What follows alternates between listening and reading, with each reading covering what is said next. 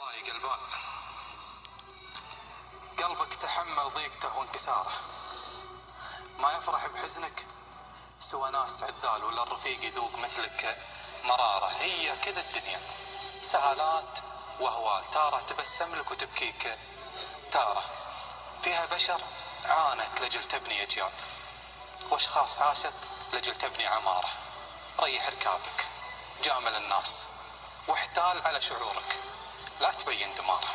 وسرك لو انك تكشفه صار جوال الناس تبغى الأكشنة والإثارة. ما كل حزن يسكن القلب ينقال، بكرة يدور اسمك على كل حارة. ولا انت بأول شخص قالوا بالأمثال النار دايم ابتداها شرارة.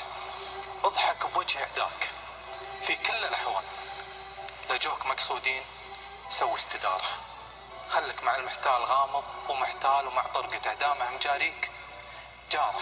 لو قال كيف الحال جاوبه بالحال، وضح له انك مبتهج بالزيارة.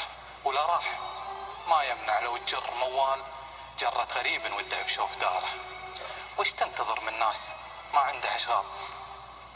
ناس انت حسب ان المغثة شطارة، وبعض المصايب تفرز اشكال واشكال تظهر به الرديان واهل النعارة. ولو تشخل اللي يعرفونك بمشغال تقول انا اطيب بشر عن جداره.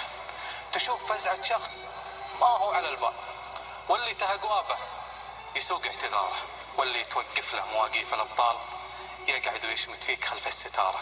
هي اكو الحقران في بعض الازوان، وترى الشكل ما هو دليل الطهارة. وما كل رجال اللي لبس بشت رجال، كم واحد ما هو بدينه قراره. واللي يجيك وللثقيلات شيال هو اللي يفخر فيه بشت الإمارة. عليك باللي يلحق القول بفعال، ولا الردي خله وجنب مساره. أنا أشهد إنه ما كذب واحد قال من لا يعدك ربح عده خسارة. سلامتك. صح.